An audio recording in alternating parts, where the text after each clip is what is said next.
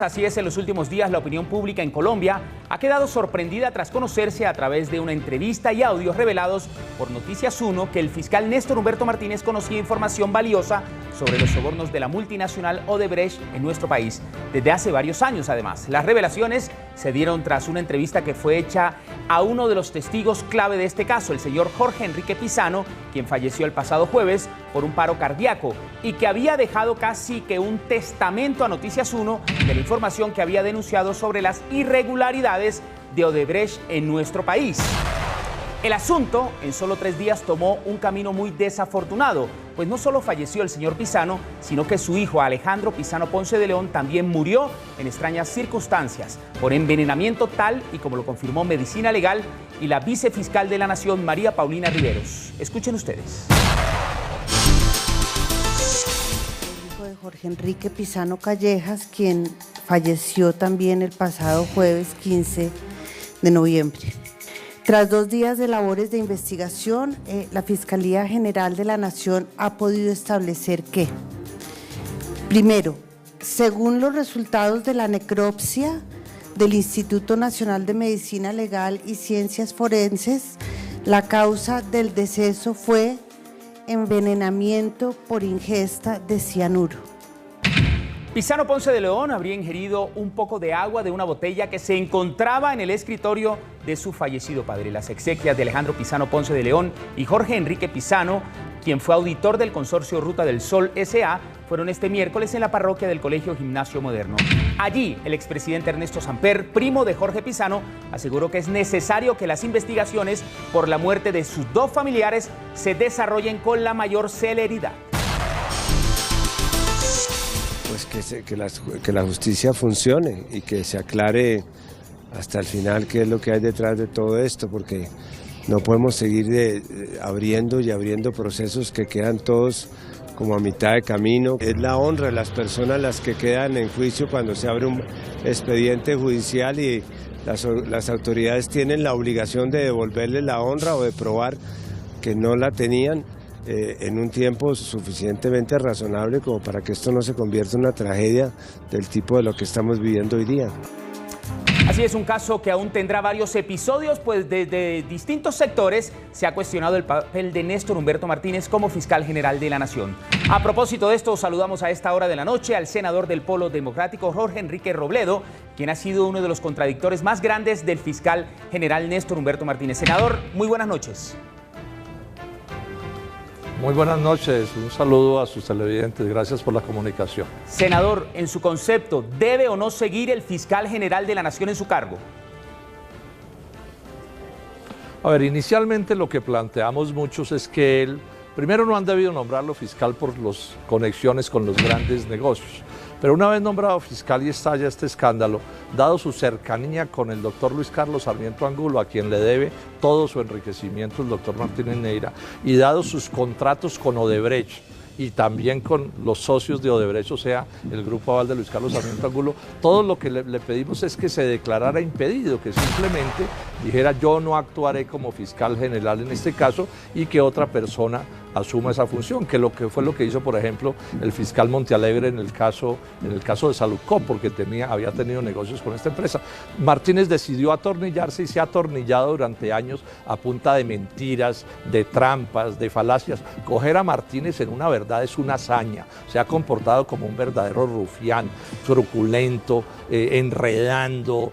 Bueno, no ha habido cosa realmente repulsiva que Martínez no haya hecho para atornillarse en ese cargo, para defenderse a él personalmente y defender a su principal cliente en Colombia, que es el Grupo Aval. Esto ha sido un espectáculo bochornoso. Entonces, desde hace días ya estamos pidiendo es que renuncie para que las investigaciones puedan avanzar, para poderlo investigar a él mismo, que está comprometido en hechos muy graves, pero que no se pueden investigar porque a él lo protege el ordenamiento jurídico colombiano a través de la comisión de absoluciones, que llamamos a la de acusaciones de la Cámara de Representantes. Y con estos últimos hechos, ni se diga, es que ojalá cada colombiano oiga la grabación de Noticias 1 del domingo pasado para que vean esa escena repugnante de un fiscal burlándose de la corrupción con un lenguaje procaz, confesándose correveidile de Luis Carlos Sarmiento Angulo, realmente bochornoso. Es un rufián lo que tenemos en la Fiscalía General de la Nación, para vergüenza de Colombia y para daño a Colombia.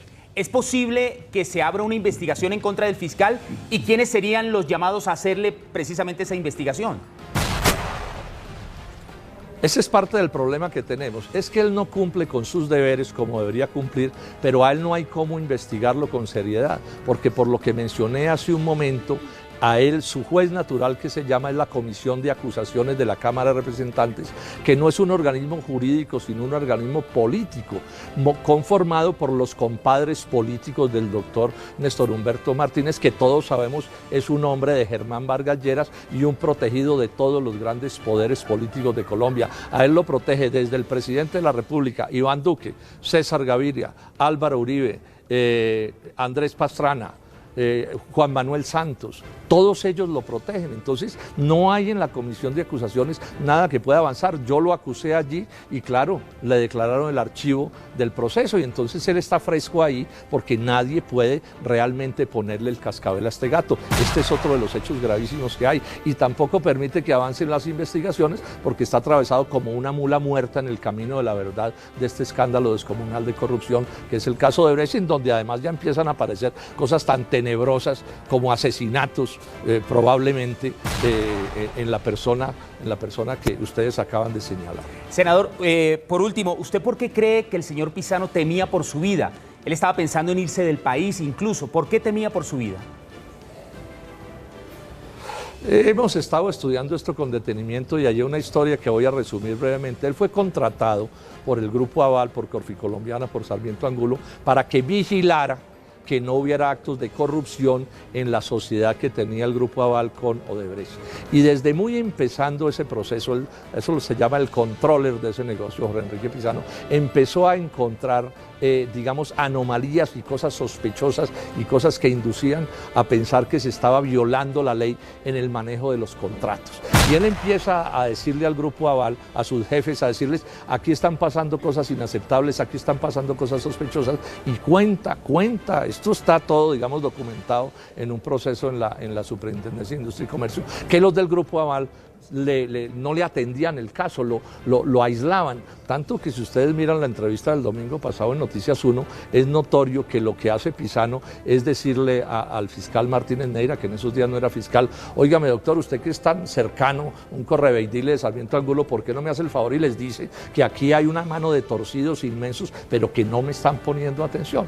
Y ese es, digamos, el asunto, o sea, que cuando ellos empiezan a moverse, se empiezan a mover después de haberse comportado de una manera supremamente extraña, que es una cosa que debería investigarse, y al final lo echan de la empresa.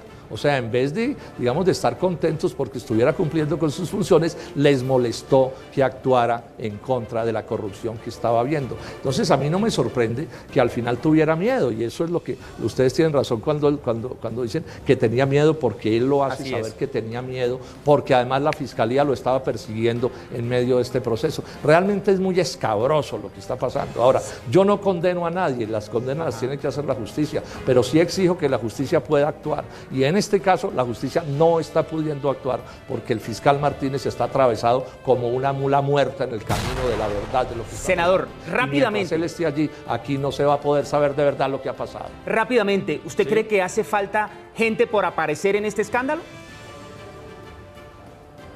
Seguramente que sí, es que no hay un propósito de llegar a la verdad, de llegar al fondo de los hechos. Yo quiero insistirle, coger a Martínez en una verdad es una hazaña. Es que el comportamiento, miren, esa declaración que expidió en el día de ayer o de antier, hay por lo menos 3 grandes mentiras calculadas para el engaño, que claro, el grueso de la gente no entiende el engaño porque son de esas cosas que son verdades a medias, pero que quienes estamos en el detalle sí sabemos qué es lo que está ocurriendo. Entonces, mientras él esté ahí, ninguna investigación seria y rigurosa va a ir al fondo del asunto. Ellos se han cogido unos peces de segunda, como unos chivos expiatorios, algunos políticos y cosas así, pero eso no está llegando a la verdad, al fondo de las cosas. Aquí no sabemos quienes pagaron con toda certeza los sobornos que se pagaron por cerca de 100.000 millones de pesos para que unos contratos corruptos se le entregaran al consorcio de la Ruta del Sol, constituido por Odebrecht y por el Grupo Aval. Eso no se sabe con la profundidad que se debería saber porque no avanzan las investigaciones en ese sentido, porque claro, si avanzan van a tropezarse con los peces gordos que estuvieron detrás de este acto de corrupción. Pues senador Jorge Enrique Robledo, muchísimas gracias por atender la invitación de nuestro programa. Feliz noche.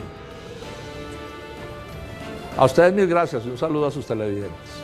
Seguiremos muy atentos, por supuesto, a esta grave situación que ha conmocionado al país y que aún tiene muchas preguntas que deben ser resueltas. Les queremos recordar que si tienen una denuncia que los afecta a ustedes o a su comunidad, no duden en escribirnos a nuestro correo denunciaslosetodo@canal1.com.co o comunicarse a nuestra línea celular 310-295-2502. Queremos conocer su caso y aquí los estamos